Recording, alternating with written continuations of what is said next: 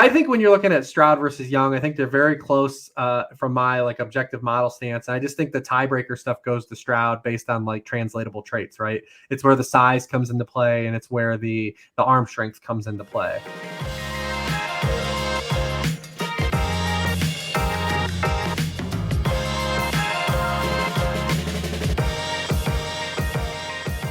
Hello and welcome to Unexpected Points. I am your host, Kevin Cole.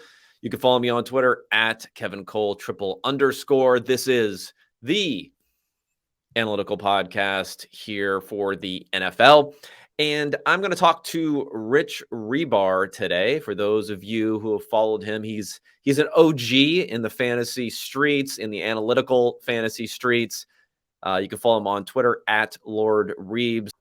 He's got the Zach Morris avatar on Twitter, part of his brand there. One of the best guys out there. Smart dude, smart takes. We go through every offensive skill position here for the draft classes, talk about his rankings, talk about macro perspective, talk about from the NFL perspective, how they should be looking at drafting these guys. I think we're aligned quite a bit on here, but I always learn a ton when I talk to Rich. Go ahead and check out all of his work at Sharp Football Analysis. And if you're new to the pod, if you haven't seen my research, go ahead and go to unexpectedpoints.substack.com. Not only do I have the podcast, other different solo pods that I do on almost a weekly basis, but then a lot of research that I put out not only into modeling from a fantasy perspective, but a lot of real world NFL analytical research you can look at, which will continue, of course, all the way through the summer and into the season.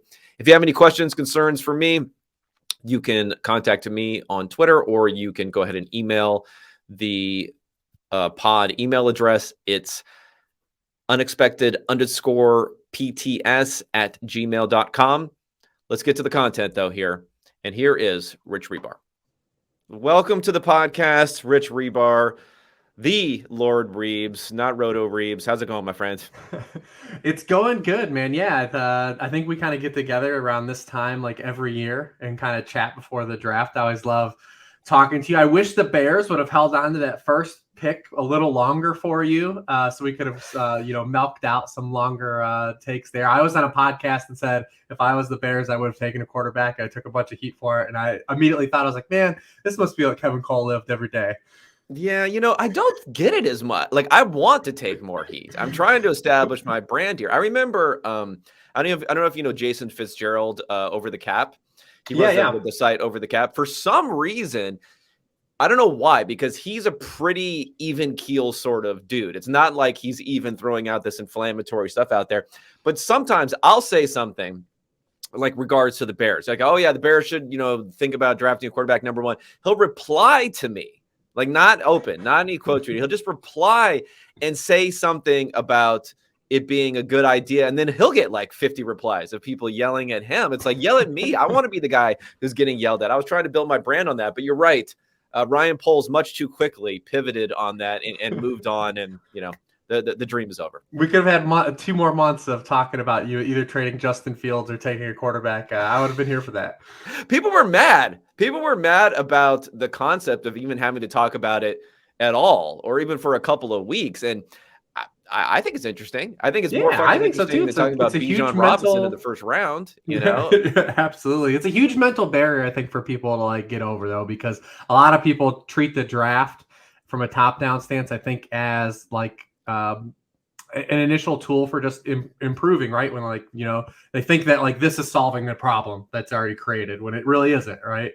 Yeah, we're trying to take multiple swings at trying to solve that. But a lot of people are like, well, the Bears now need a left tackle. So they just take a left tackle at 9, situation solved, like move on. Yeah. I think there's also maybe this reflexive pushback against the idea of, it's like the probabilistic thinking, right? So in this scenario, if you're saying potentially move on from Fields, I wasn't even saying necessarily get rid of him. I was just saying think about drafting someone else for competition. But if you're saying that just gets placed automatically in the bucket of, you're saying Fields has no chance of doing anything and you're getting rid of him and you're moving on and you're not appreciating any potential that he has and all that sort of stuff. And it just, what really gets me about this is some of the lack of evidence even backing up some of the reflexive takes. I saw a thread the other day analyst will go unnamed, talking about like drafting quarterbacks early and how it can ruin the franchise if you make the wrong pick, sort of thing. I mean, I'm like on the opposite side. I'm like, it's just a first round pick. You know, we make bad first round picks all the time. But like, don't we even look and say the Eagles, the Rams, the Jets, even now, who may end up getting Aaron Rodgers here multiple times, busted on, first round quarterback, but even within the same regime had a quarterback there that didn't do anything. I mean, there are all these different examples. The Browns, maybe moving on to Deshaun Watson, whatever you think of that, they were able to kind of make that move. Like, plenty of teams have made the wrong quarterback pick early. And if you're willing to, pivot and move off of it, it's fine. So, like, how can you even say that when there's all this evidence of teams who have done exactly that and even have gone on to appear in the Super Bowl, and in the case of the Rams, win the Super Bowl? Yeah, it's absolutely wild too, especially when you look under the hood, just because a lot of people, as I said, like they just take that initial top-down thing and they either see it as the Bears aren't solving another potential for full need, and we're just using the Bears as an example here. Another immediate defensive need. back. They need that defensive back. Is really going to make the difference on completing. Or like you said, like they're treating it as like, well, they're ripping the plug on Justin Fields, so it wouldn't necessarily be that case either, right? So it's like hard for people to get over those two mental barriers, for sure. But 100%, I think when you have that pick, it would. I mean, granted, like you get a DJ Moore, and they're trying to solve all these things, but man. I would have loved to see the chaos. Someone's going to do it eventually, man. Someone's eventually going to swerve into that. I mean, I think so. I mean, I know like there isn't a real example. The example that I pointed to is the closest historical analogy going back quite a ways is, this also points to that you can't develop two guys at the same time farce that goes on in people's minds. Like is Aikman and Steve, why am I forgetting his last name? Steve Walsh. I was about to say Berline. Steve Walsh, same exact offseason they were drafted. One in the supplementary draft, one in the regular draft. Two number one first picks equivalents, because the Cowboys were so bad that they gave up their number one overall pick in the next draft for drafting Steve Walsh. And then, that they send Steve Walsh packing a year and a half later for like a first round, a second round, a third round, and another contingent pick. Like, it has actually been done, and there aren't many examples to the counter. Right.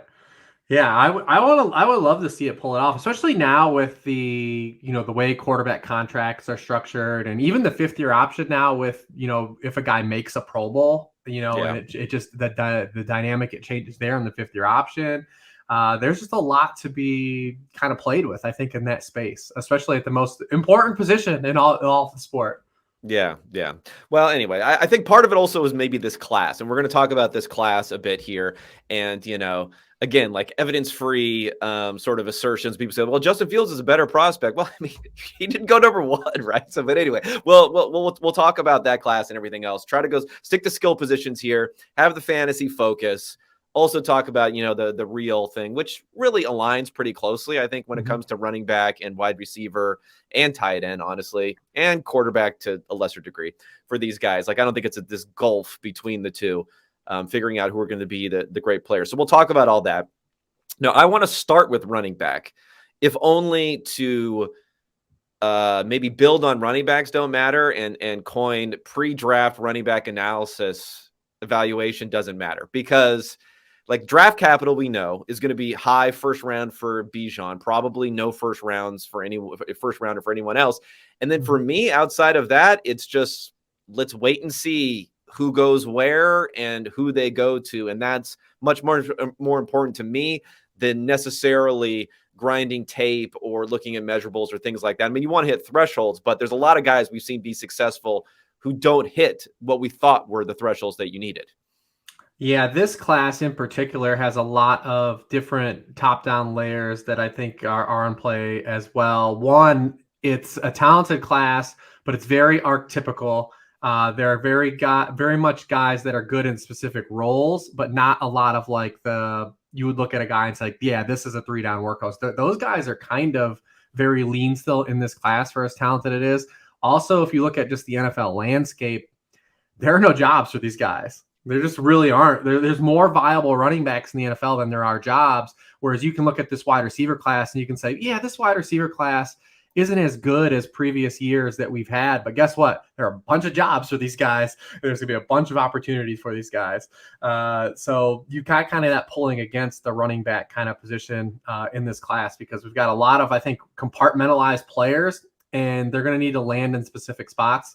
Not a lot of 3-down guys that you would look at and say, like, yep, this guy's going to walk right in, compete to be the RB1 on his depth chart no matter where he lands. There's only one of those guys, and it's Bijan. Yeah, I mean, so with Jahmyr Gibbs being the second guy, that's kind of the guy that maybe we can talk about. I mean, obviously the Kamara comparisons, he's light by about 15, 20 pounds. So that probably doesn't apply. And like, who's Alvin Kamara if he doesn't go to the Saints, right? Like we don't even know necessarily those sorts of things. But I think you're right about the overall landscape. I hadn't thought about it that much. And I think it goes back to, there were some dark years, like at running back. Now, this is going to seem dated for a lot of people. We're going to date ourselves here, even though we're talking about like the 2010s, the early 2010s here. It's still going to seem somewhat dated. I mean, you look at some of these drafts, right? And okay, so in 2009, we did have LaShawn McCoy in there, but even before that, no Sean Moreno, Donald Brown. You know, God damn it, Donald. So that Donald Brown there, CJ Spiller and Ryan Matthews in 2010. Mark Ingram is the first running back in 2011. Trent Richardson and Doug Martin, David Wilson, RIP. Gio Bernard as the number one running back in 2013. Bishop Sankey, the number one running back in 2014. It was really 2015 when you got Gurley, who's also kind of obviously fallen off of the planet there, and Melvin Gordon and some other sort of names. But I feel like it was that sort of era was so bad for so long that we've had a decent run of good running back talent coming into the NFL since then. Yeah, and that ties into how people analyze the fantasy position.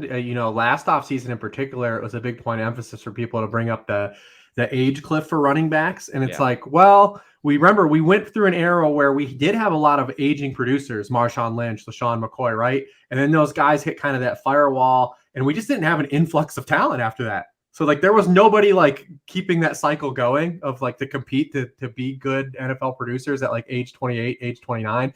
And it wasn't until we hit this particular crop of running backs, the Nick Chubbs, the Derrick Henrys, Alvin Kamara in that group, like everyone now is at that age, right?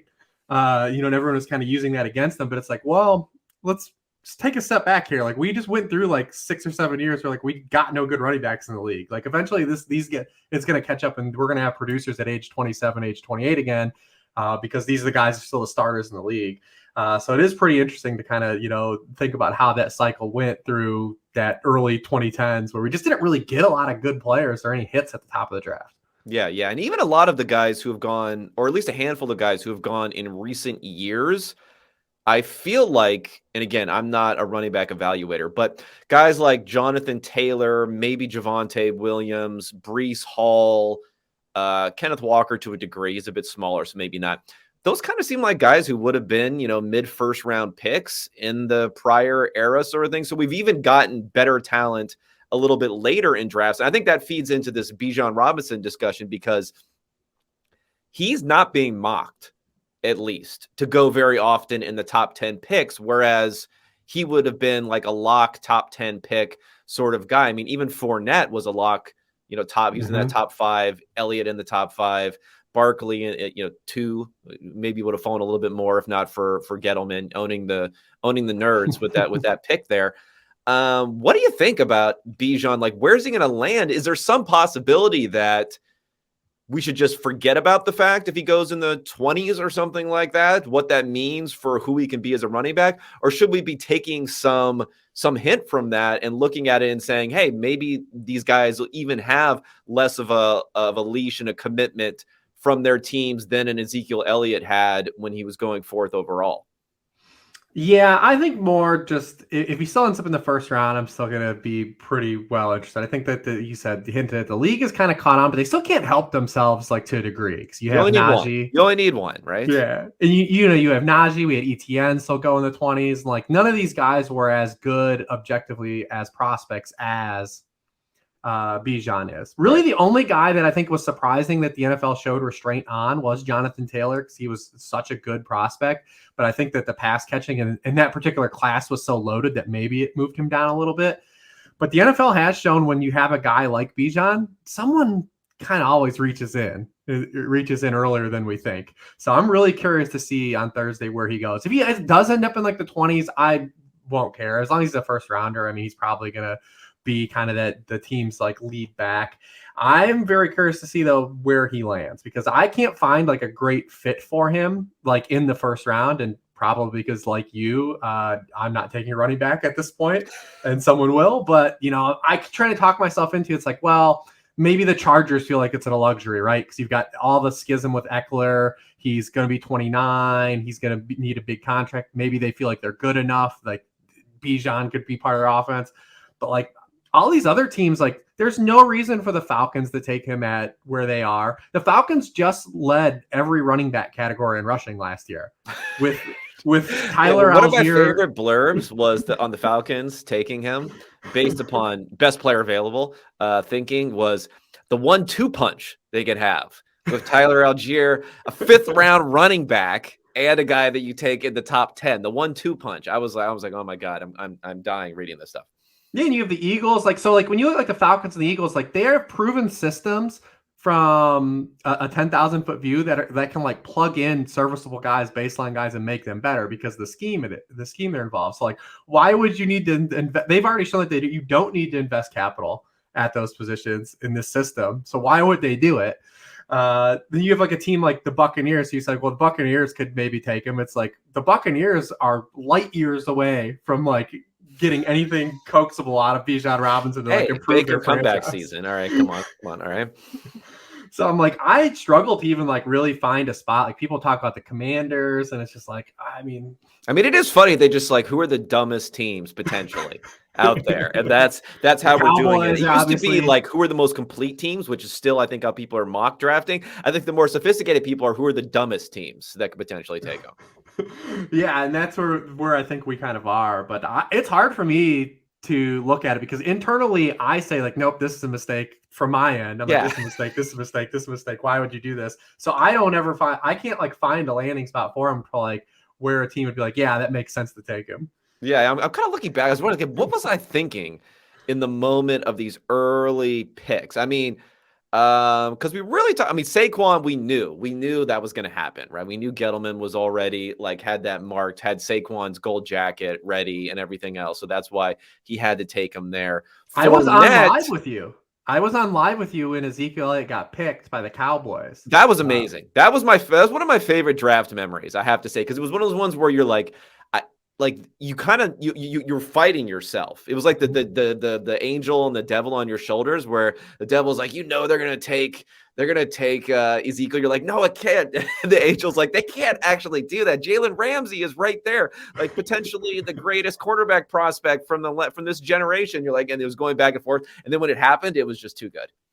Yeah, I remember it happening live, and we just we were trying to like do like because it was a fantasy show we were on, and we were trying to just be like, man, this was really kind of a bad pick, but otherwise, like, this is a great thing for fantasy football. And like, you're trying to bridge that. And that's basically where we're still going to be with Bijan, right? Like, even if a team is like, we're like, man, that was a really dumb pick, we're going to be excited for fantasy.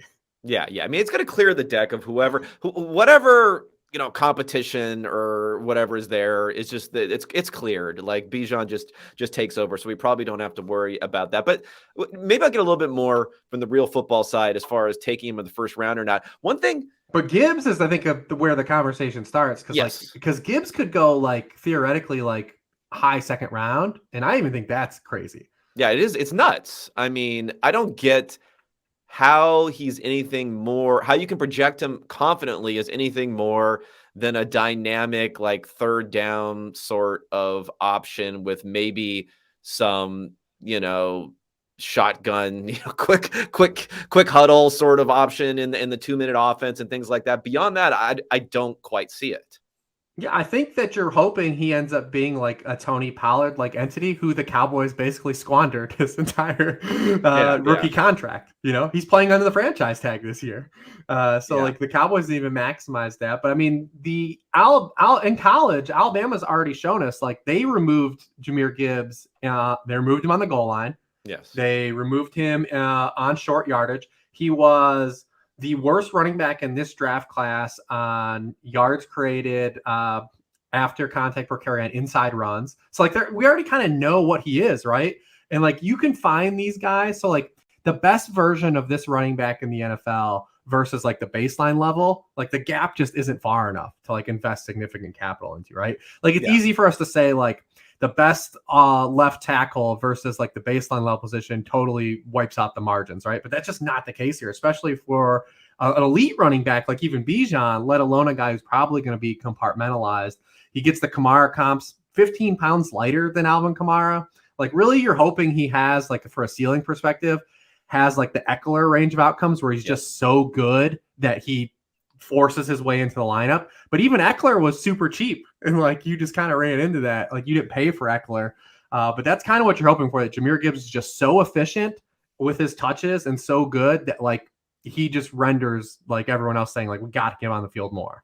Yeah, I mean, I think you nail it as far as it's like this opportunity cost / replacement value sort of thing. And I mean, maybe partially to deflect people just getting annoyed at nerds hating on running backs. I do like to emphasize that it's not that running backs are all bad or all mediocre. It's like there's actually a lot of really, really good running backs. And especially when you can split the backfield and say, you're going to be our first down and second down guy.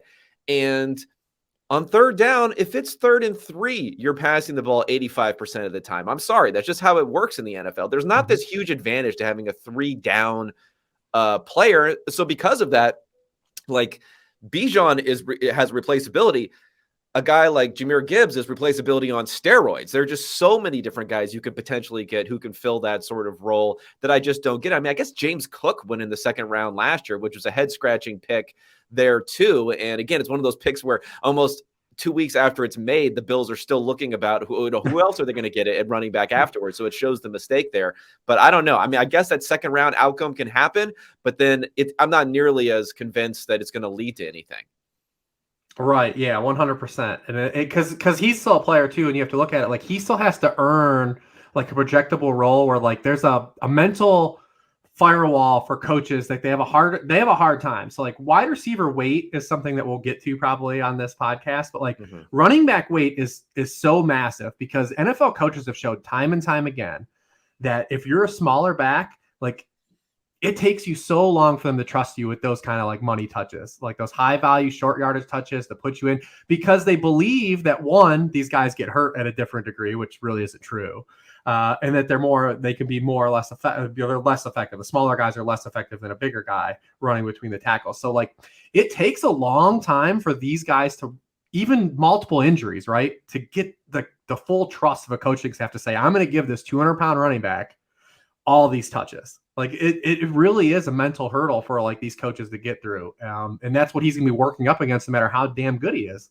Yeah. Yeah. I mean, I think there is something to, if you want to maximize your, if you want to minimize, I should say, your negative run rate or your sub 2-yard run rate, maybe there is something to having these big guys. And like one of the big fallacies of running versus passing is just like this idea of success rate versus like efficiency and getting bigger sort of gains. But I think I mean, I guess the example, now it's not a great example from an injury standpoint, but someone like Jamal Charles was one of the most effective short yardage backs in the NFL pretty much his entire career because he could like hit the hole so quickly and have good vision there. So I think, yeah, it doesn't really get backed up by the numbers, but it is what it is there. Is there anyone else you can think confidently about here? And for me, again, I think it's just going to be more wait and see what happens in the draft.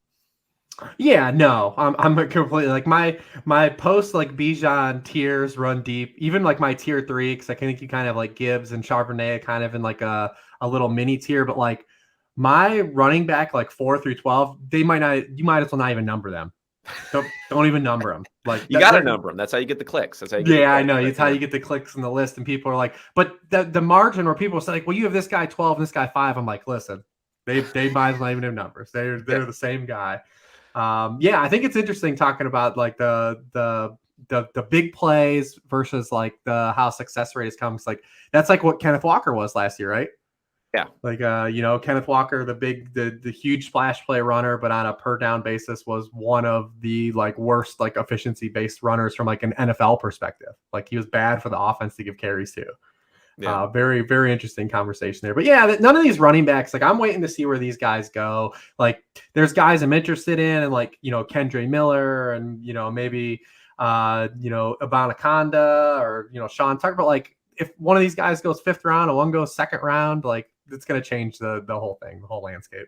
Yeah, yeah, and then someone gets injured in week 2, and it flips back around the other way, and it's It's a totally... talented class, though. I mean, I remember, thinking about like, whoa, who's going to be like my RB3 or 4 last year, talking about like Zamir White and James Cook. And you get to like RB like 12, 11, and these players are a lot better prospects than those guys were. Yeah, yeah. At least there's like the contingent on good draft position, good landing spot, some potential that we're talking about here. Okay.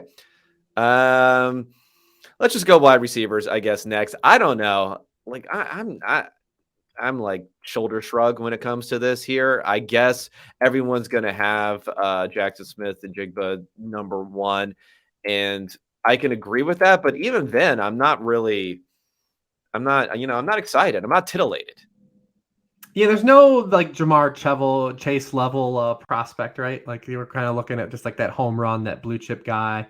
I will say though, like GSN and if it's a larger encompassing, like talking about the position, he fits like what really works in the NFL right now. The NFL's had a big climate shift in recent years. We're getting more quick passing as a byproduct of how teams are playing defense, right? Like man coverage, lowest rate it's ever been last year. Teams aren't blitzing as much. We're seeing a lot of, my grandma knows what too high safety is now, right? Like she's heard too high shell. Like she talks about it. So we're seeing more of the NFL be adopted, the passing game, be it more of a quick passing game, more of a zone-based passing game, more of a yak-centric passing game.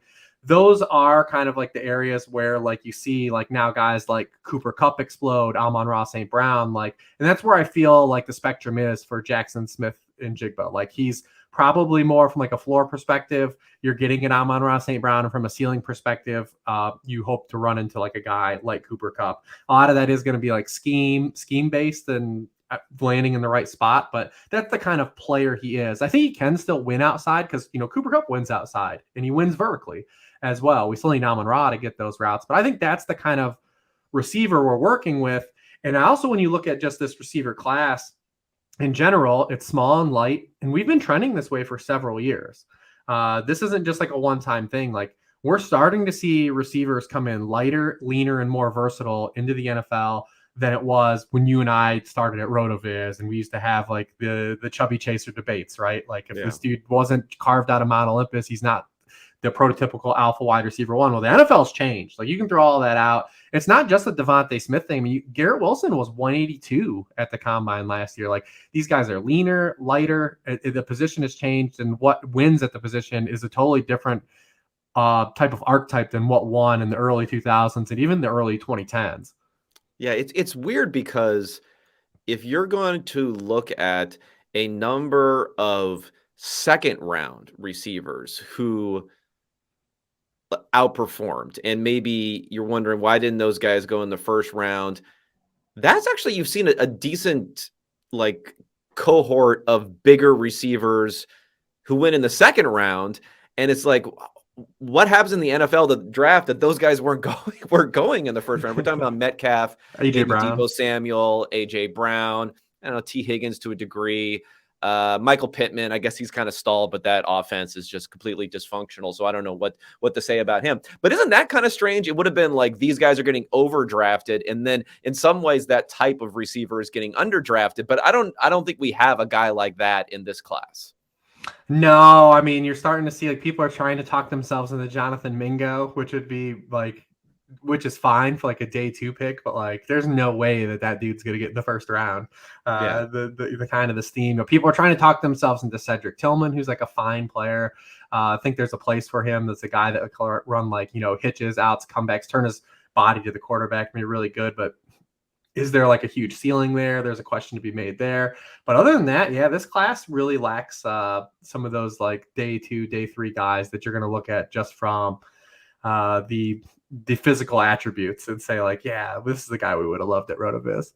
Now, I mean, I agree with the fact that we don't have to be that prototypical Julio Jones type of wide receiver anymore in the NFL to be successful. At the same point in time, maybe I get a little queasy around the concept of some people saying, well, Cooper Kupp is great, so therefore, like being a slot receiver, Cooper Kupp makes more money than anyone else in the NFL. So therefore, being a slot receiver, it doesn't matter, sort of thing. I mean, we're still talking about guys like Amon-Ra St. Brown, who went in the 4th round, right? Right. Kupp went in the 2nd round. Now, he went a lot earlier, though, than a lot of people thought he was going to go. Also, let's remember, that was seen as being a little bit of a reach when we talk about small school and all that sort of stuff going in the 2nd round. So I do think maybe from a replaceability standpoint, and we'll see where this goes here, I do think that maybe there is somewhat of that argument a bit there where I would be more hesitant to make JSN the first pick off of the board, because I say, you know what, maybe I could luck into a poor man's JSN in the late 2nd, 3rd round, more so than another type of receiver.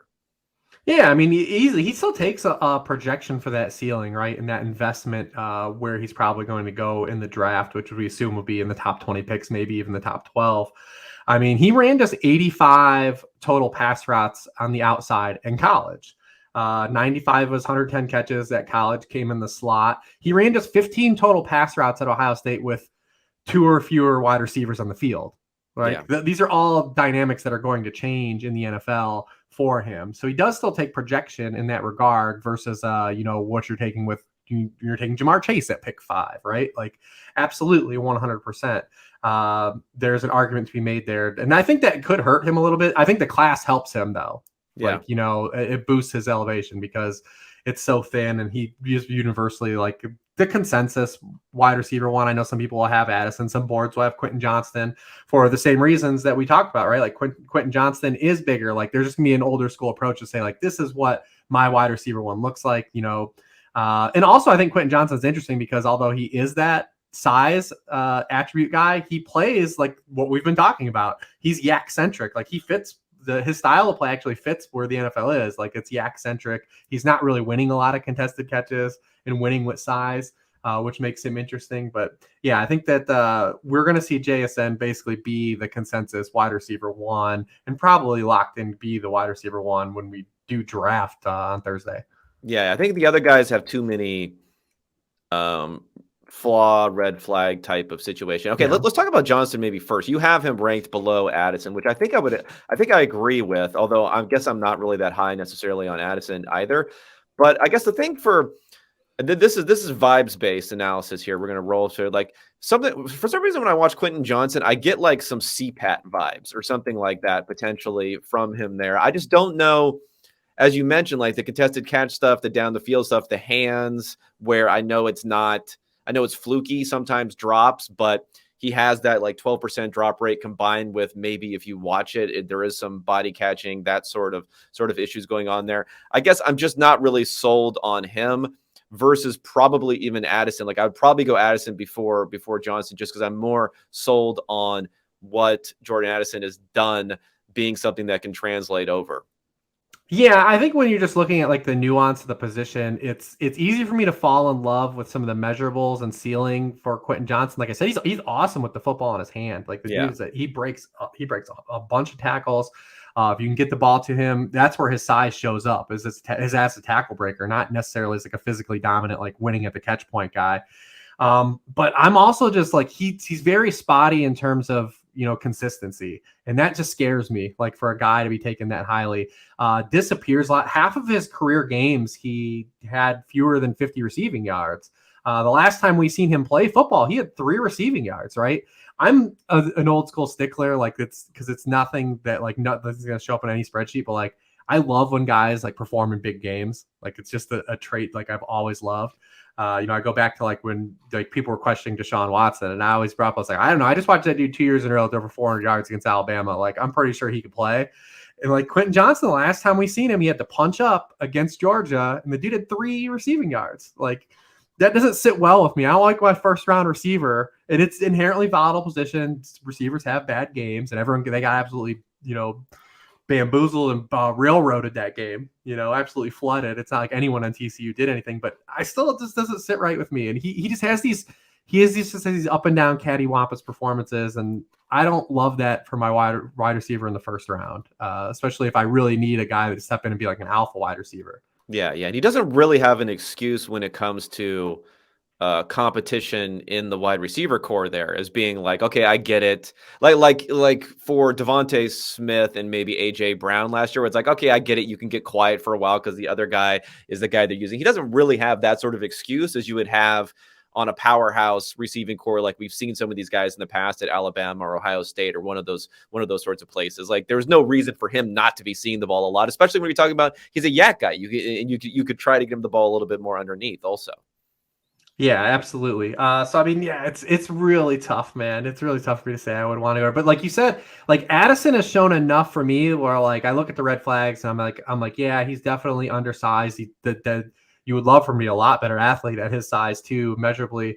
But like he has like this wealth of sample size of actually playing the position well. And that is easier for me to stock than trying to project, that being something that Quentin Johnson develops into, right? Like the route running, the getting open, all those things that Jordan Addison has displayed. It's easier for me to say, like, I've seen it, I know it exists, versus trying to project. And that's where I think a lot of these teams get into trouble from drafting any prospect at any position, right? Is trying to project these guys into something they haven't shown you, right?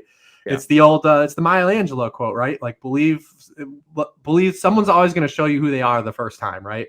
Yeah. Like, like that's where the NFL usually gets wrong. Like with the draft picks, it's like, well, I believe this guy can mold and do this. I'm like, well, he's never done that for all his career playing football. Like we just think that's gonna change in the NFL. I don't know. Has Maya she released her wide receiver rankings for this? For this offseason yet?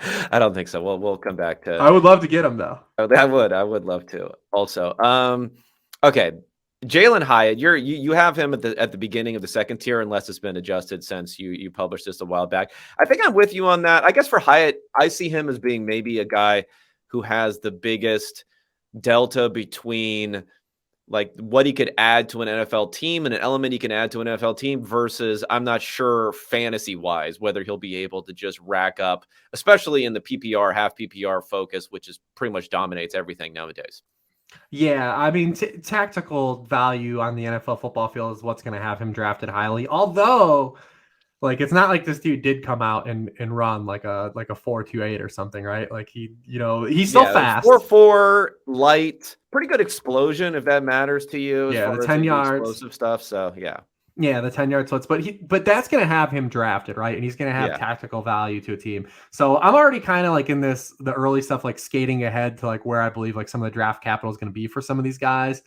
And I think he's probably going to he's got a shot to be a late first round pick, especially for like a team like the Bills, like could really be interested in him.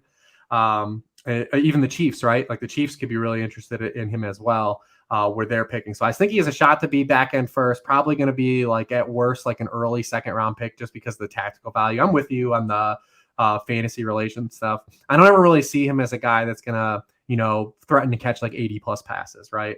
And a lot of people comp him to Will Fuller, but Will Fuller was faster and heavier too. And people forget Will Fuller at Notre Dame was awesome with the ball in his hands. They ran like a ton of wide receiver screens at Will Fuller. He was great with the football in his hands. And I don't really see a lot of that with Jalin Hyatt. I mean, he's another guy like JSN, takes a lot of projection. He only ran 2 routes with 2 or fewer wide receivers on the field. I'm sorry, it was 3 pass routes with 2 or wide receivers on the field.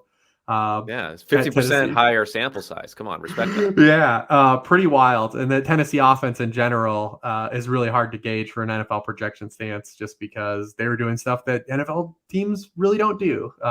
Dude was running wide open. There's no doubt about that. Quite a few times. I guess what I would say about him, and this is vibes based analysis here.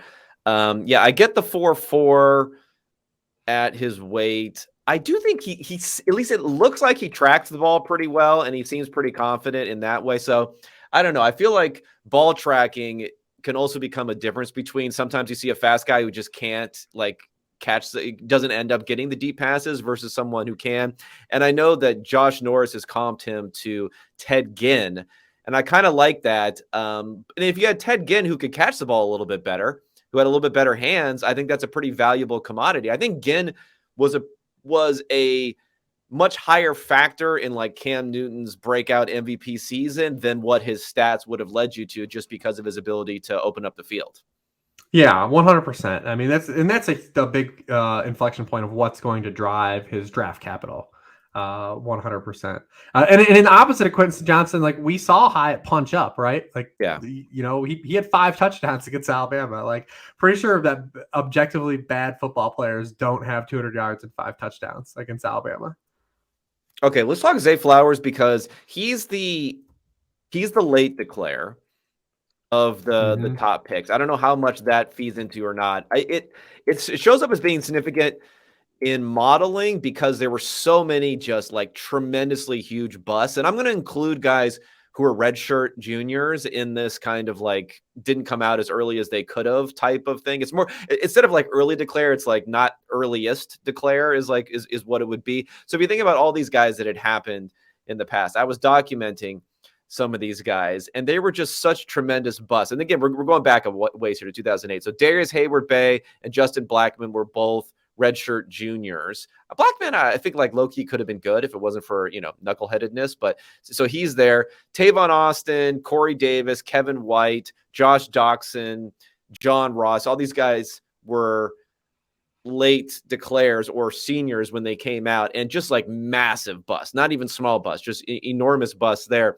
So that became kind of a thing. But then we had Devontae Smith and Chris Olave, who've come out recently, who've been good, but they were also stacked up in these wide receiver cores where there just wasn't enough to go around with. It's like super team. It's like the super team of wide receivers at a couple of different places, and maybe even to a degree at LSU there. So what do you think about someone who's a late declare and doesn't fit the prototypical sort of measurements? I think he has extremely short arms was another thing I was looking at there from a catch 29.5-inch arms. Yeah, I think there's only a few players. I think it was what's his name from last year? He went to the Giants. Why is this? Wan'Dale Robinson was one of the guys, and then I can't remember who the other one is, but it's another guy who hasn't been spectacular in the NFL. So what do you think about Flowers? Because my model kind of downgrades him based upon the late declare status there, but I think he's projected to go right in the same neighborhood in the NFL draft with maybe Addison and Quentin Johnson.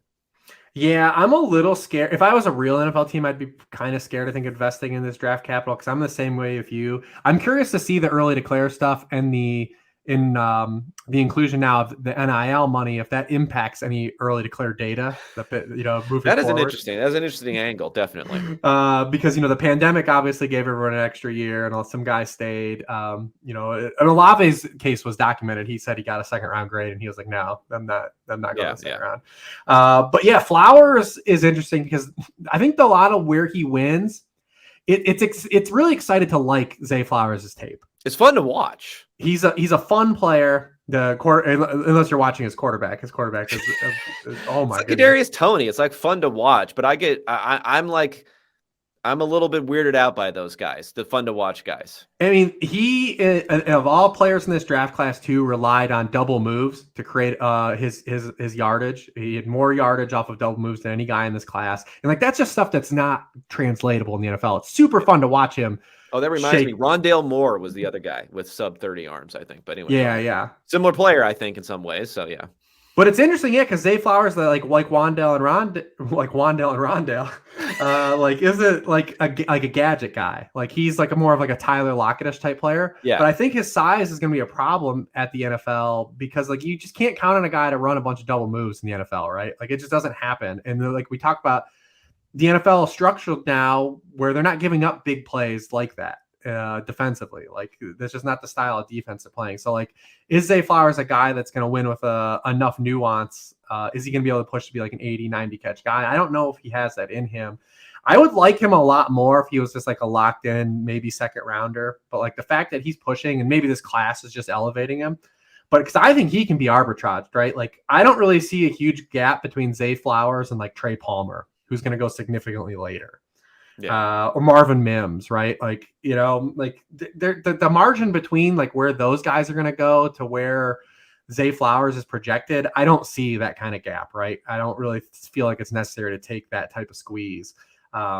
So yeah, I mean he's a really tough guy for me to evaluate because he doesn't pop on anything on my end. He's super fun to watch on tape, and I get why he's getting that kind of steam from like the film guys versus the analytics guys, but like it just feels like a trap at that cost. Yeah, I think he could go though. I don't know. Remember, even Kadarius Toney, we were talking about gadget. I know he's not necessarily the same sort of gadget, but I do think some coaches or GMs can get infatuated with like guys who they think can manufacture offense somehow. Like you don't have to have Patrick Mahomes. You can get the ball into his hands and then he'll like do something, and then points arrive suddenly. So maybe you can get someone interested in that. I think the Tyler Lockett comp is interesting because Lockett now is seen as being obviously a big success as a pick, a third-round pick, but he was more of a guy who like probably should have been a second-round pick, but was a third-round pick. Now we're talking about a guy going in the 20s potentially here, and even Lockett, if you look at him,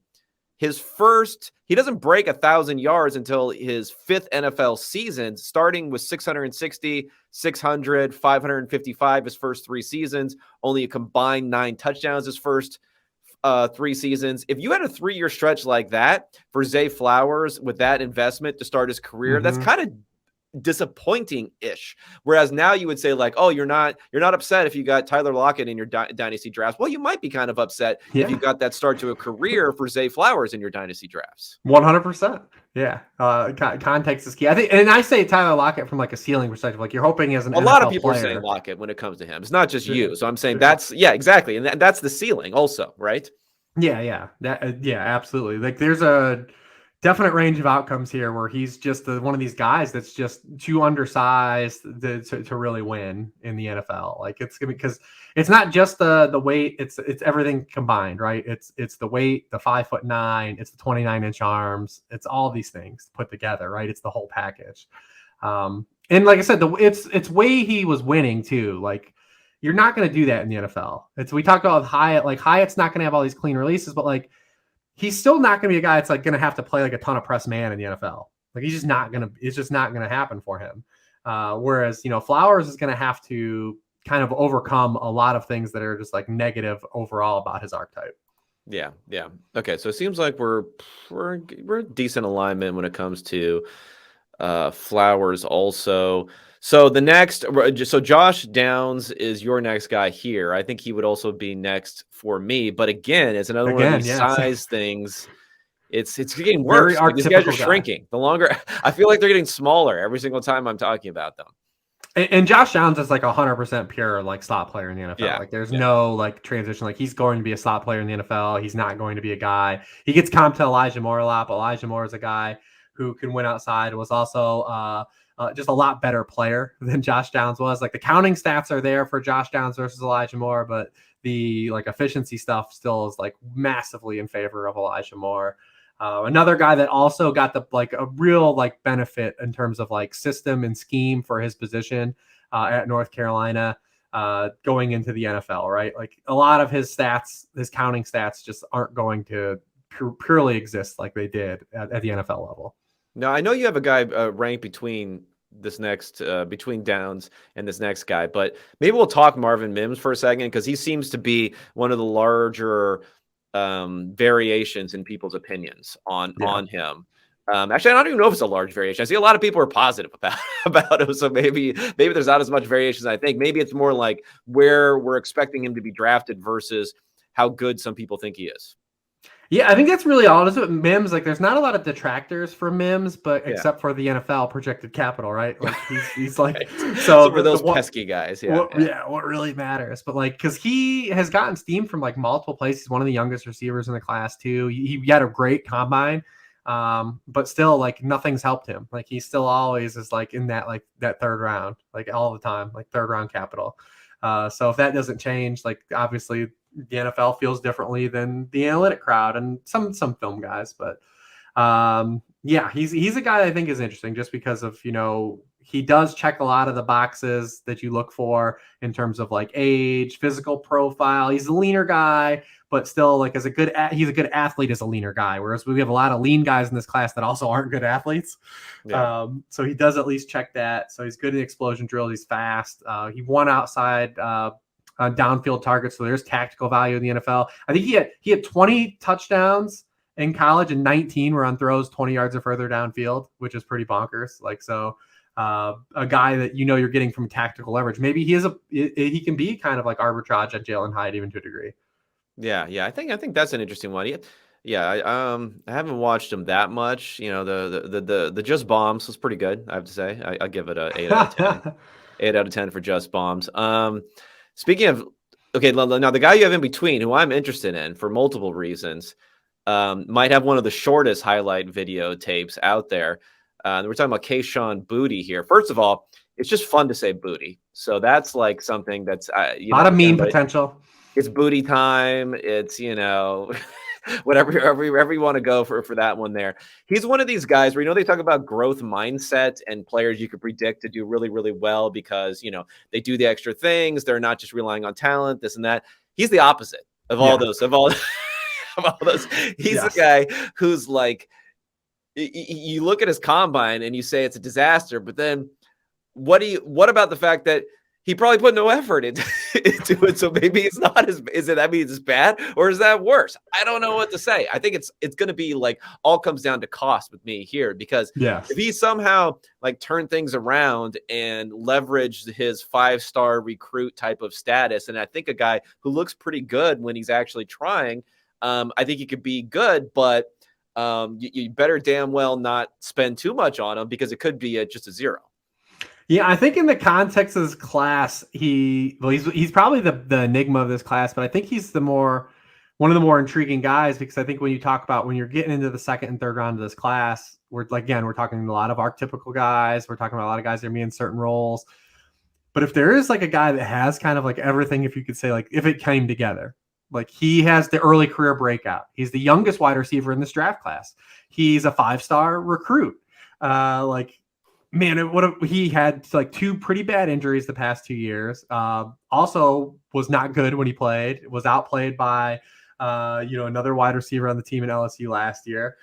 Just all these things that pulls like, well, is this going for him? But then is this like huge red flags, then like huge positive marks. And I don't really know like what wins out. But I do think when you look at this class from a top-down stance, he becomes more interesting because like we talk about Josh Downs, right? Like Josh Downs is going to get drafted ahead of him. He's going to go higher in your fantasy rookie drafts than Kayshon Boutte. But like, is Josh Downs ever like going to make like a huge NFL impact?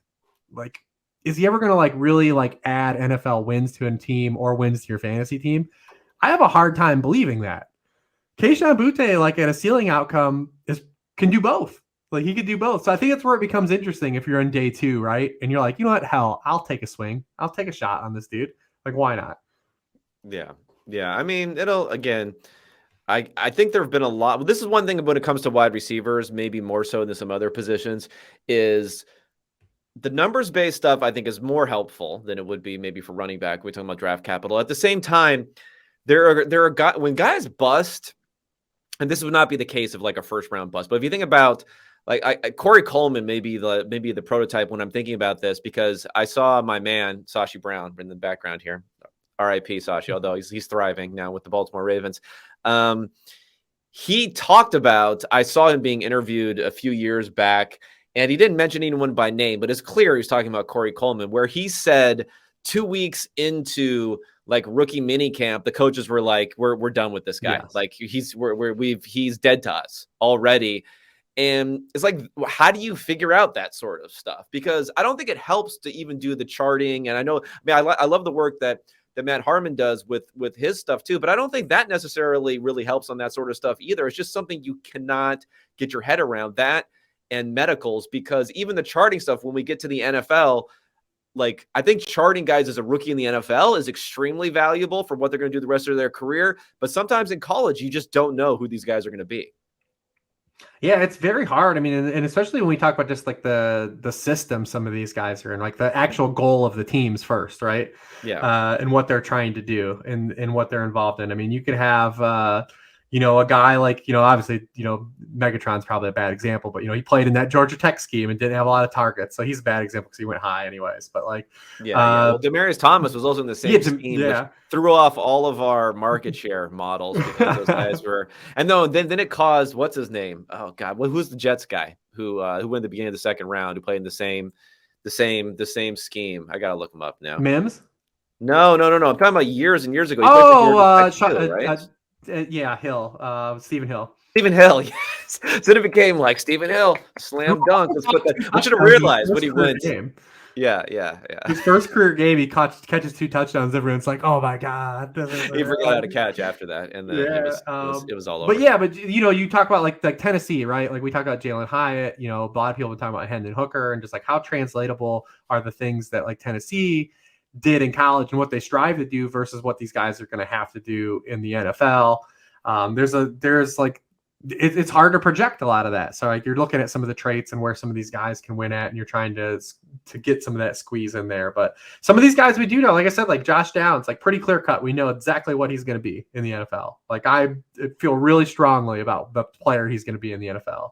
But like, yeah, Keisha Butte, like he still checks a lot of boxes though. Like he's not going to cost that first round pick either. Yeah. Right. So like that's what makes it different to me. And like, especially when you're talking about like where he's going to go versus like maybe guys like a Cedric Tillman or someone like that. Like just take a cut, man. Take a cut.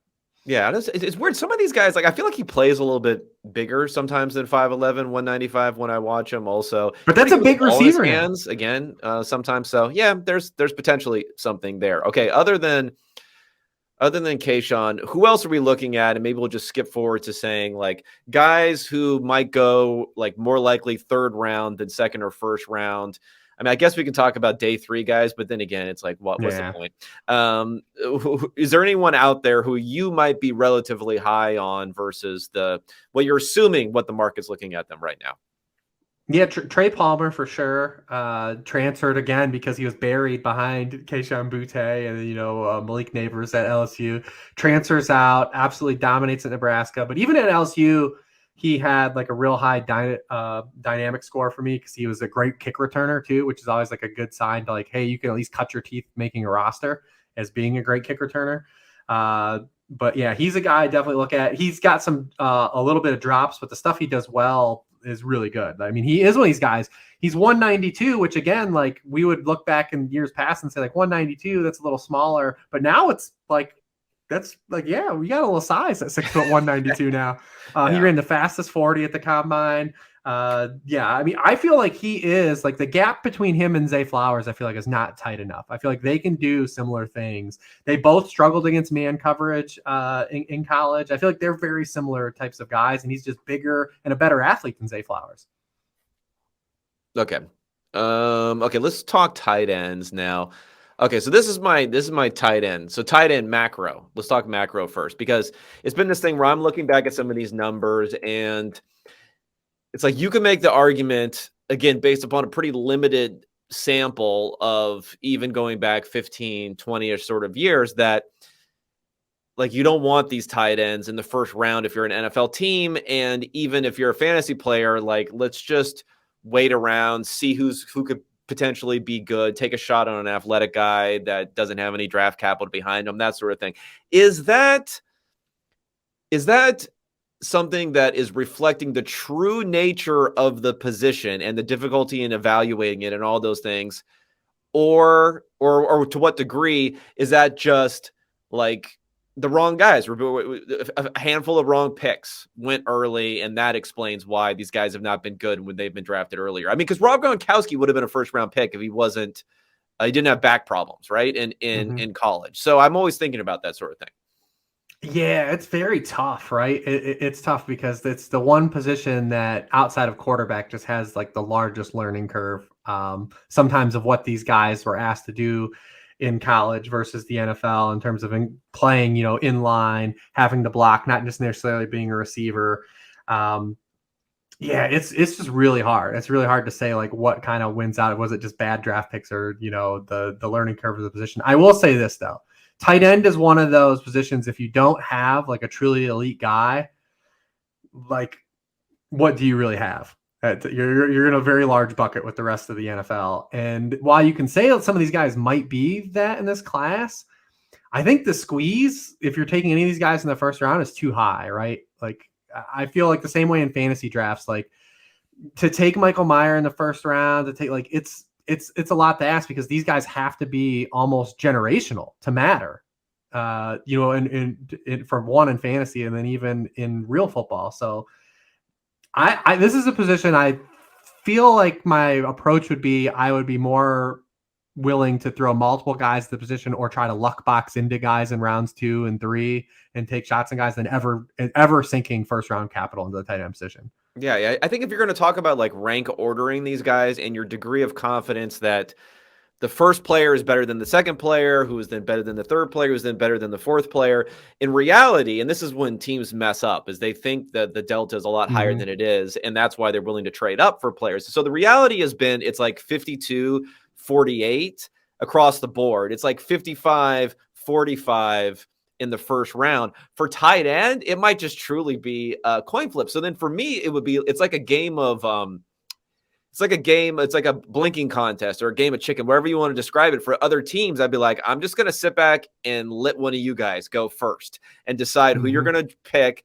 And then once we're, a couple of guys off the board, then I might start really thinking, okay, well, maybe I'll do one now. But I'm not going to be the guy to draft, Eric Ebron at number 10 and then have all this time go by and no one else be taken. It's just like, I'm just not going to be willing to do that. So I guess Michael Mayer would be the guy who some people may be into and looking at him as early as the middle of the first round, where I just couldn't do that. No, 100% not. And especially when you talk about Michael Mayer in the context of like comparing him to guys like Gronk or even Kyle Pitts from a couple years ago. He's just not the athlete that those guys were.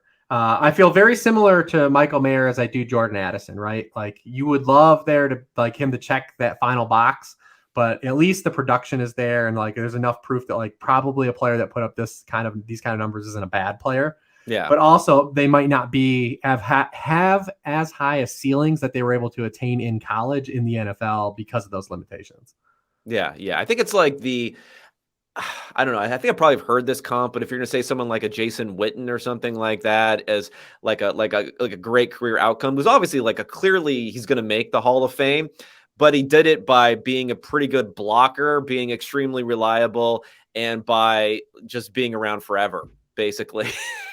and you wouldn't necessarily, I wouldn't take like him over a lot of these guys, Antonio Gates or, obviously Tony Gonzalez or any of those sorts of guys that have been playing in the same era, who could do a lot more after the ball, after the catch and things like that.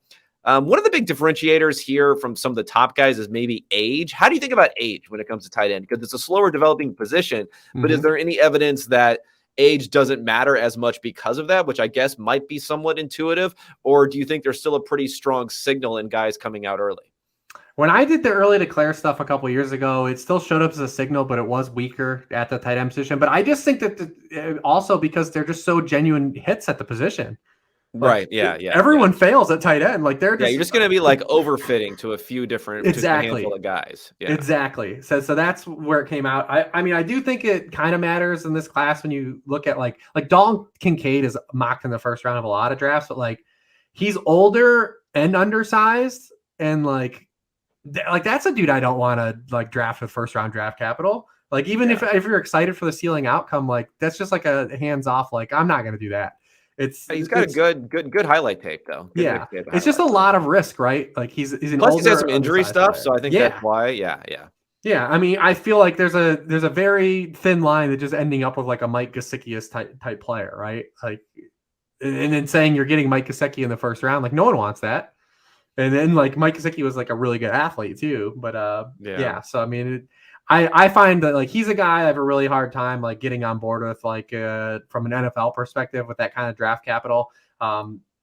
He should be lower. I would be more interested in guys like Laporta. Feels like he's a guy that's not really moving up, but like he's like exactly what I would take a shot on at the position, right? No, he's my favorite. He's my favorite guy. He's I a think I good think I think he might. I mean, again, I wouldn't take him as the first tight end because I'd no. be part of that staring contest until someone else takes him. Mhm. And if someone else happens to take him as the first guy, which I don't think will happen, I'll just tip my cap and be like, okay, let me go find some other guy. But he, I think he's the guy that I would look for. And it's funny when you talk about Gesicki and maybe even like Dalton Schultz when we're thinking about tight end from an NFL perspective. These guys were franchise tagged, and it was like, oh, the franchise tag is a good value. Then the next year they hit the market and they don't get jack shit on the market. It's like, if you could just like, why would you spend a first round pick on Gesicki when you can pay him $4 million or something and bring him in? Yeah, I mean that's what we talked about too. We didn't really talk about get into the weeds about like the receiver position versus running backs, like on a contractual position. Like, think about like this: like Josh Jacobs got franchise tagged this year for $15 million, and that's like the high end of the position. And then like Jacoby Myers signs for $15 million a year. Yeah. I mean, you see like how how it is such a gap, and like tight end is like that too. Like it's like you can just get these guys. Like, you're not even getting like huge, like Michael Mayer, if he hits, like you're not even getting like massive contractual value like out of the position even if he's awesome. So it's just like, why take these guys in the first round? I mean, that's where I'm at. I think you can't have a big hit if you end up getting the literally like the 2 or 3 guys that end up being dominant. But even then, the injury stuff is real too. The fact that Travis Kelce hasn't even been on the injury report in over a decade playing tight end is one of the things that's like the biggest thing. Like, I can't believe that that's even a thing that's especially happened, starting. right? Didn't he have a microfracture? Yeah, his first year. Yeah. He literally has been on the Super Bowl was the first time he was even on the injury report in like 6 years. And he's only been on the injury report 3 times in his career since his rookie season.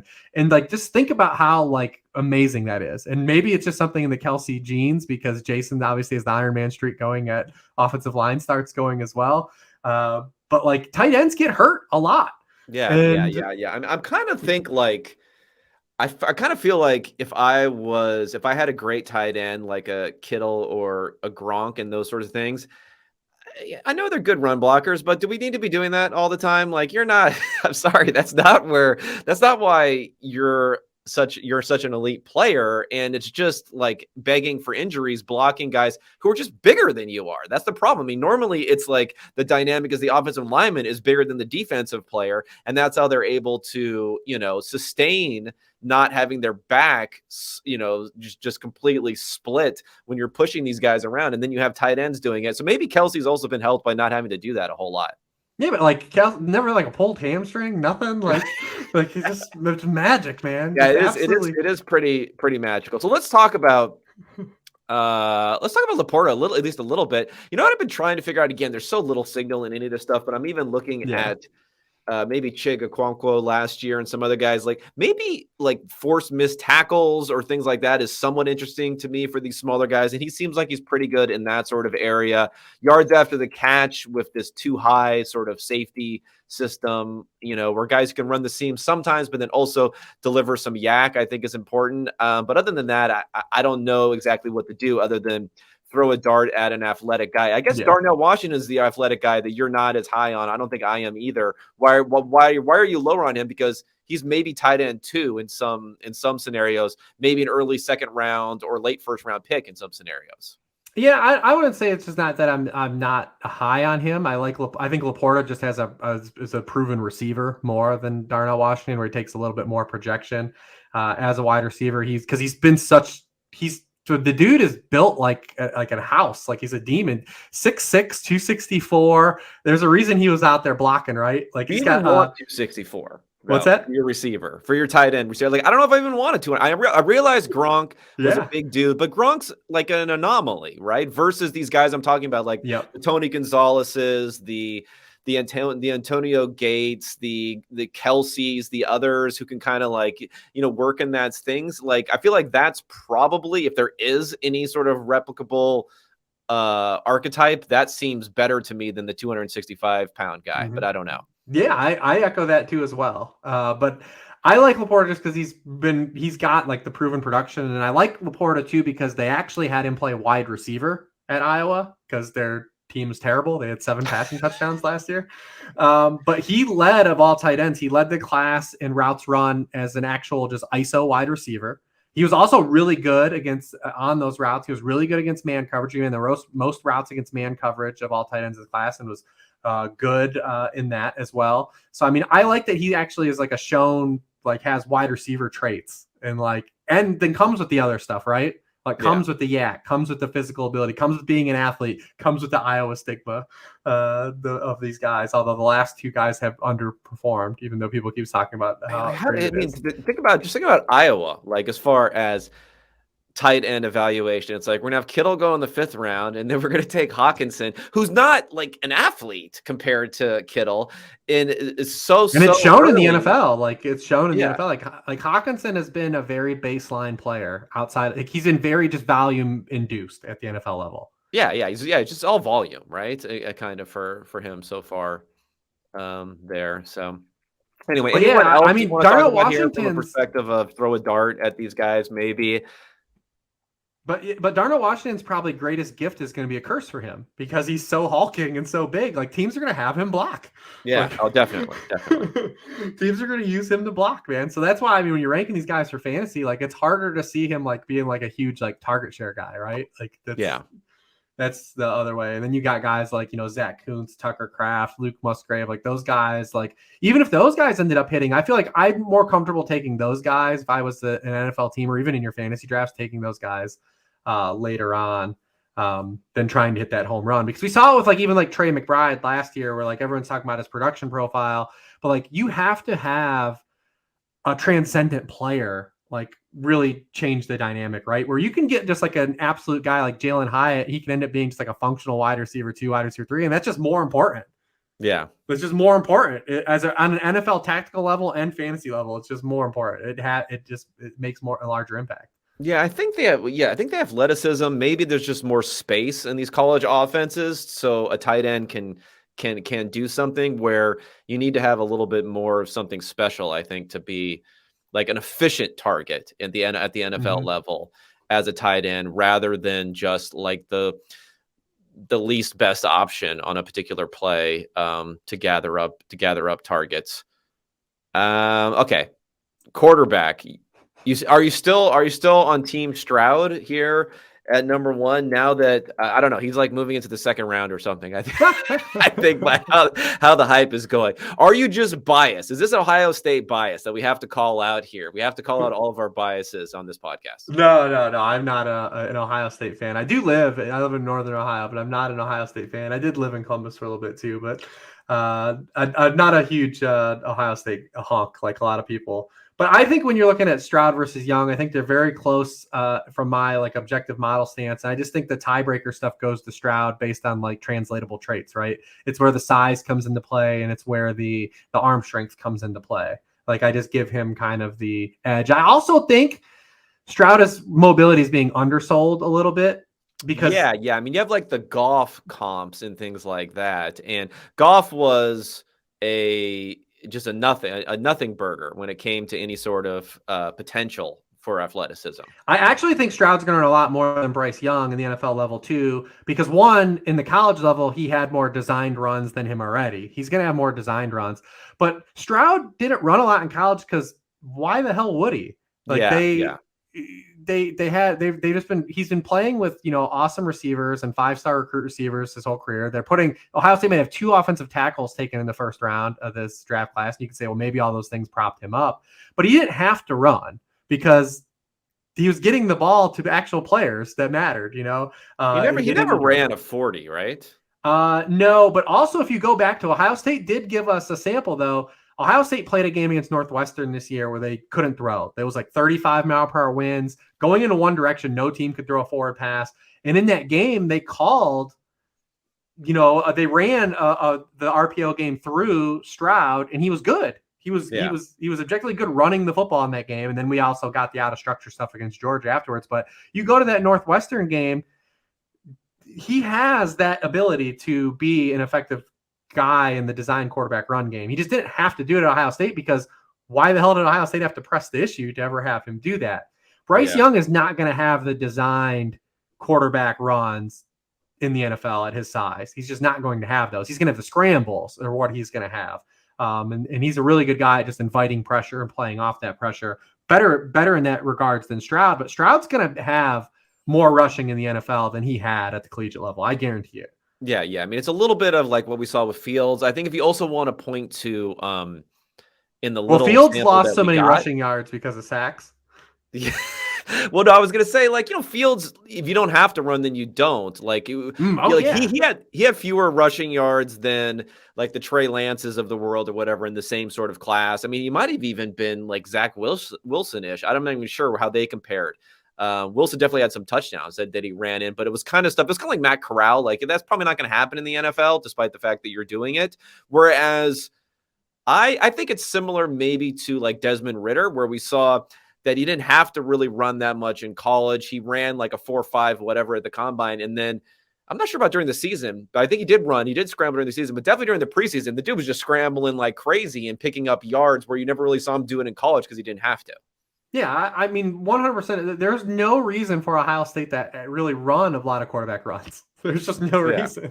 Yeah, it's painful. Why would you want to be doing that? Yeah, I mean, that's just he was in the right system. But I think that he's gonna have his ceiling. I think is actually being undersold at this point a little bit.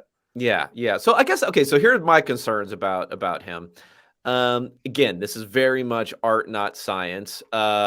Negative buzz is not great, and I guess we'll see come draft day whether or not he ends up being number 2, or if Will Levis ends up going first, where at least according to betting markets, that's almost like a coin flip at this point as to what their odds are for being like the number 2 pick, which I never would have suspected even like two weeks ago. Wow. Some of the negatives that I see for him is I do look at some of the like pressured play versus clean pocket play. Now he looks relatively poor at that, maybe primarily because his clean pocket numbers are so outstanding versus what he was able to do under pressure, but it wasn't great. And I think maybe the Georgia game, he looked really good when he was under pressure, but in some other instances, it wasn't quite as good when he's under pressure. And he's just not under pressure that often, or the type of pressure he was facing is not extreme like some other quarterbacks because of the system and the blocking and all that sort of stuff. Yeah, 100%. And that's until an Ohio State quarterback knocks down that wall, like that's going to always be questioned, right? Like it just is like the environment these guys get to play in. And up until that Georgia game, it was literally the number one complaint about Stroud. How good is he out of structure? Again, I like guys that punch up though. And when I see him knock out some of these things against the best defense he faced all year, without Jackson Smith and Jigba on the field, with Marvin Harrison getting injured in the game, like that stuff holds extra weight for me. I know that a lot of people shouldn't. You probably should throw that stuff out, right? Like, but like to me, that stuff matters, and it should be like an intangible that should be a pro for him. Yeah, I mean, you could say that it replicates what he'll have to do in the NFL more so than when you're just compiling insane stats. Yeah, when you're facing Maryland and you got a clean pocket, you're just like firing 35-yard, dig routes. Okay. So you still have Young at 2. You got any interesting? The size discussion again is awful. I just today there were some quotes out there from. I mean, it sounds like the Panthers are a lock, right, to take them. It seems like at this point. I had heard some behind the sources. It's like third-hand sources a couple of weeks ago that it was pretty much a lock that they were going to take Young, and it seems like they're coalescing around there. Scott Fitterer, their GM, was asked about size today, and these guys never say anything interesting. They're just like, oh, Russell Wilson. Is Russell Wilson even good anymore? I thought Russell Wilson's bad now. So it's like they have to just completely discount things now rather than saying what it could be about. They're going to get him on a nutrition routine to gain some weight. First of all, I have to give like credit to the hustle of chugging like 17 gallons of water, weighing in, and then not doing the drills at the combine, and then not weighing in but doing the drills at the pro day. I mean, you have to give something for that. Just love it. The great strategery there. Chef's kiss. Pure art. Well, what do you think about this whole thing? Because I guess I'm not super concerned about it. He's one of those guys who did play well under pressure, but it obviously matters. He used the batted pass thing too, which drives me absolutely insane, is when people say some guy doesn't have a lot of batted passes. Yeah, he doesn't have a lot of bad passes because he doesn't try to throw it over people because he can't see over them. You know, Justin Herbert has a lot of batted passes because he's freaking 6'5", 6'6", and he tries to throw it over guys who stick their hand up at the last second. But anyway, go ahead. No, I think that it's more or less that you get into that stuff when you're talking about like the tiebreakers, right? Like Stroud versus Young. But on his own standalone merit, like Bryce Young is a really good prospect. And part of the way he plays is because of his size, right? Like the reason he's so good under pressure is because he has to invite pressure because he has to manipulate the pocket, right? Like his reason his pocket presence is like so a good. Deep drop, but kind of like the Russell Wilson complaint. He can take some pretty deep drops. But the reason he's so good in the pocket is because he's comfortable. He's been accustomed to playing that way because of his size. Like, you know, he's had to find throwing lanes. He's had to maneuver throwing lanes. I saw Pro Football Focus. They credit him with the highest rate of pressures that were his own fault because he's comfortable like that. He has to manipulate passing conditions, right? The one thing that's cool about him versus like kind of Stroud, where you talk about like, well, Ohio State's just been pumping all these receivers into the NFL and all these great players. Alabama finally, like the spigot ran a little bit dry at wide receiver for Bryce Young, and he didn't have like all these all-world wide receivers to kind of throw to. But where you see his like size kind of show up is one, the pocket maneuverability. Like he has to maneuver around the pocket because he's smaller, and then the arm strength stuff, right? Like he wasn't as good in terms of like throwing outside the numbers and downfield. That's like and that maybe is wide receiver induced. He didn't have as good wide receivers as Alabama's had in the past. But he definitely, that's where his like numbers take a little bit of a hit. Whereas like Stroud is like pretty pristine. And like, we know trait wise, he's got the big arm as well. So that's it just is a tiebreaker, but like, there is no way that like any of the other guys are close to him. Like it would be like a pretty big significant gap to where like Anthony Richardson's his own conversation anyways. He's just a unique prospect. We probably won't have another guy like this again to talk about. And then Will Levis is a distant tier beyond that. But okay, let's talk about Richardson then, because he's the guy who's gotten some talk about potentially like he should be the QB1 because you need the upside, you need these trades, those sorts of things. Obviously, when we're talking about fantasy, there's a huge rushing component there. So how do we weigh like the rushing component versus the likelihood of being a starter sort of thing, you know, because obviously you can have great rushing potential, but then if you can't cut it as an NFL quarterback, if you're the Jake Lockers of the world, if you're the maybe the Trey Lances of the world, I don't know. We'll see what ends up happening with him. It's one of those things that's just unrealized sort of potential where you can make the case that if everything goes right, they have this ceiling that can't be attained by the other guys. But what if the probability of everything going right is, half of as it is for these other quarterbacks? Yeah, I think the conversation around Anthony Richardson is typically framed wrong. A lot of people think he's like a boom or bust player. I think he's opposite. I think he's a really high floor player. The ceiling is probably more volatile than let on. But you think about the things Anthony Richardson's good at.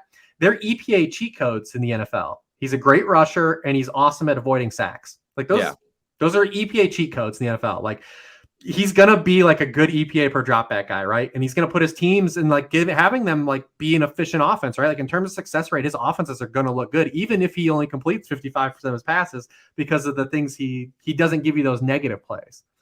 But when you get to the NFL and longevity, it's always going to come down to how good are you as a passer? And we're living this with Lamar right now, like, in this offseason and how he's being handled, because there is a question of like how high Lamar's passing ceiling is, right? Like he had the MVP season and had the Boku stats, but every time the Ravens have had to their back's been against the wall and they've had to pass their way out of games, like it comes up again, right? I don't know. I ran the numbers. He's a better pocket passer than Ben Roethlisberger. That's what the numbers tell me. Now, I had a whole rant about, about how that's like a selection bias sort of thing. But from a league perception stance, that's always going to be the baseline first. Like, can you hit this threshold passing?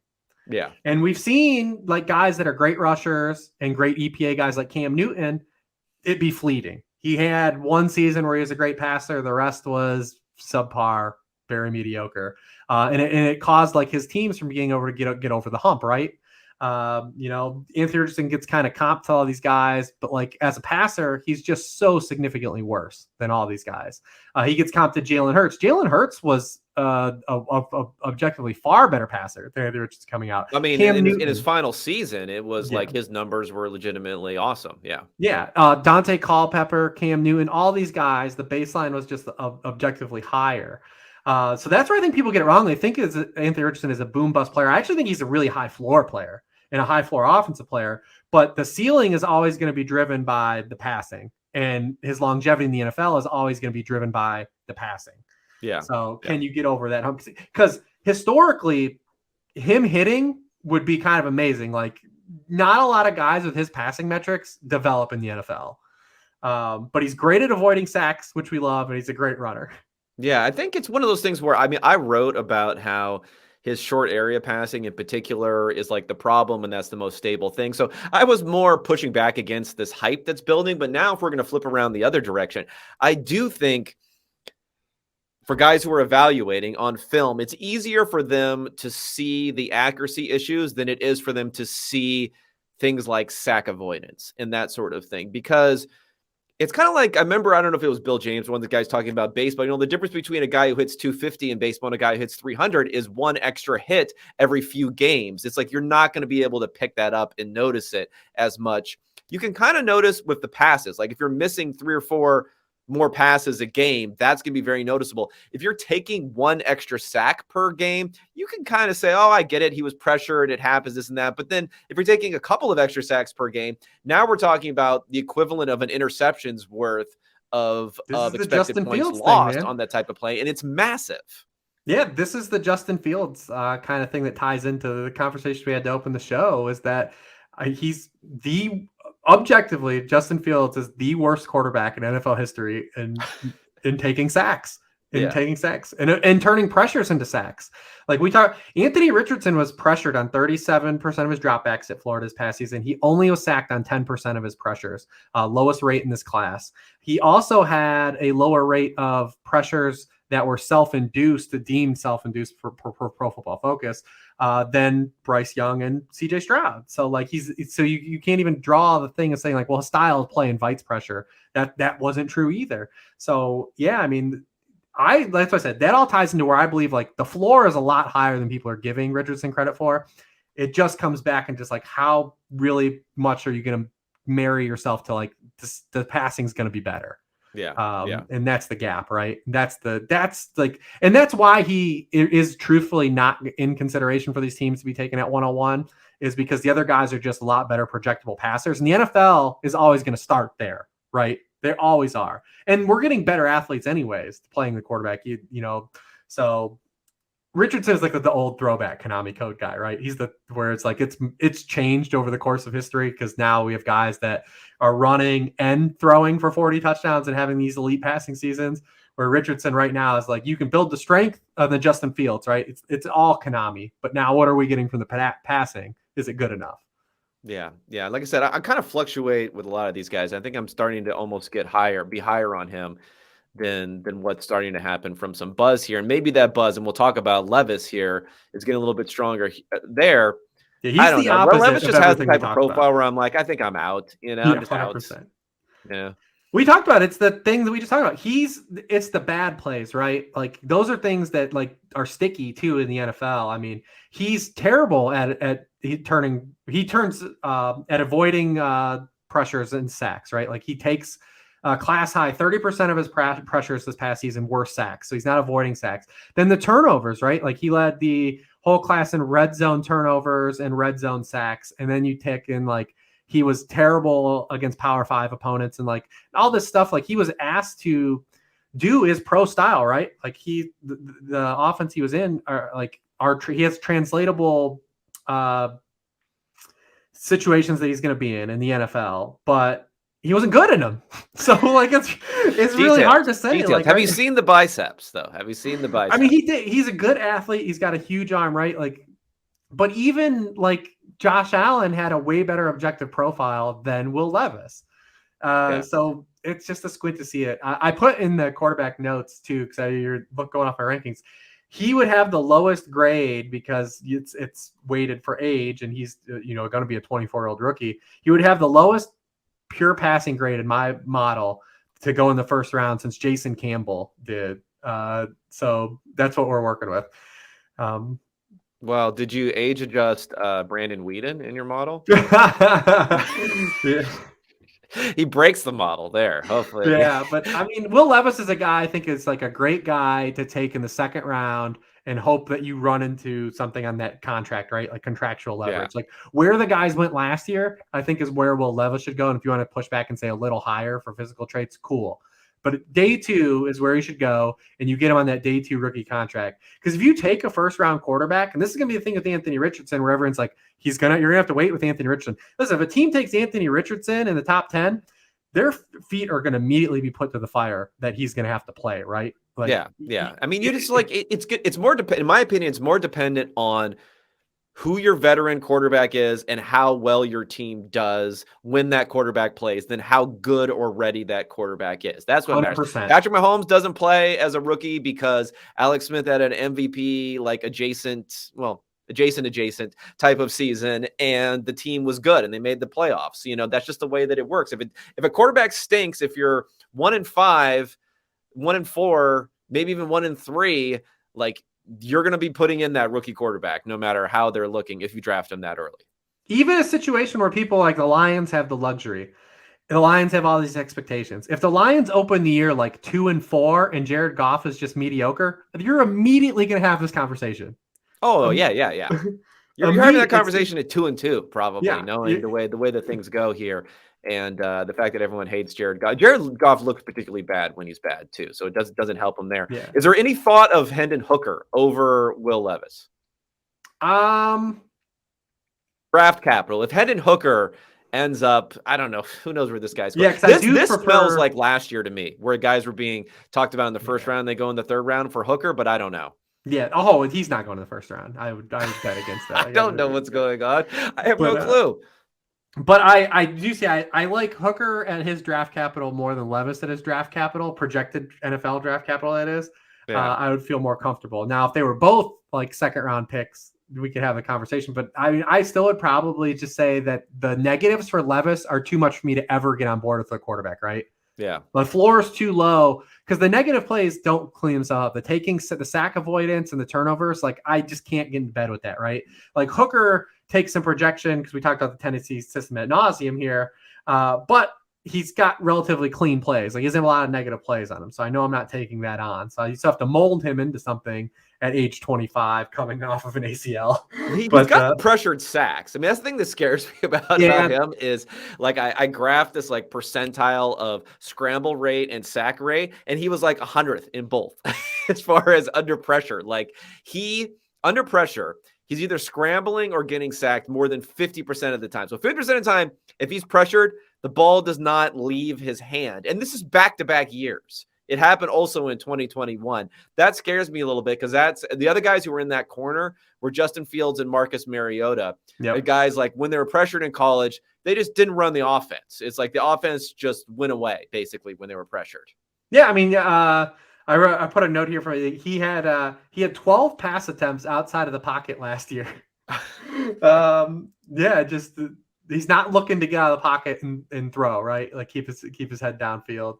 I mean, Hooker's not a guy I would bet on big picture. Like he has a contingency. He's not a guy I would bet on. Really, the only two guys I would bet on are the top two guys, and then you can talk me into Richardson for sure from a floor-based stance. But like Levis and Hooker are guys I'm more or less just leaving on the table altogether. But I would prefer Hooker over Levis if I have to have one guy at pick 50 and one guy at pick 10. Yeah. I mean, wisely, you just kind of tossed everyone else in the poo-poo platter bucket at the end here. Is there any point in discussing anyone there? Nah, I don't think there is. I mean, everyone's a super long shot that you're going to just luck box into playing time.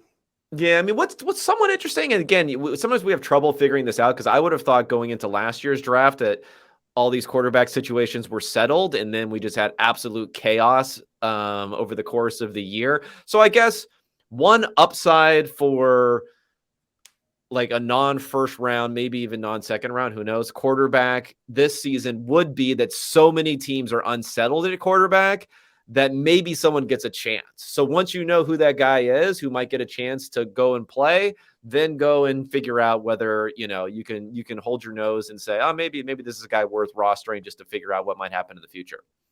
I do like that the NFL has started to shift to giving some of these day two guys like actual chances, though, just to see if they can run into something contractually, like Ritter and maybe the Commanders really give Sam Howell a shot, right? I don't think the Bucs are going to give Trask much of a shot. We'll see. But I do like that some teams are willing to at least explore, like giving these guys a chance to turn into something that they can benefit off of. Yeah. Well, the Ritter, I mean, both of those situations, unfortunately for those teams, they were probably thinking they were a little bit too, I mean, they were somehow in the playoff hunt-ish or until very late in the season, despite being just awful teams. And that delayed some of it. I would have liked to have seen a lot more of Sam Howell, quite honestly. Ritter, they actually turned to surprisingly early. Maybe that whole relationship with Mariota was busted because they were like in the playoff hunt.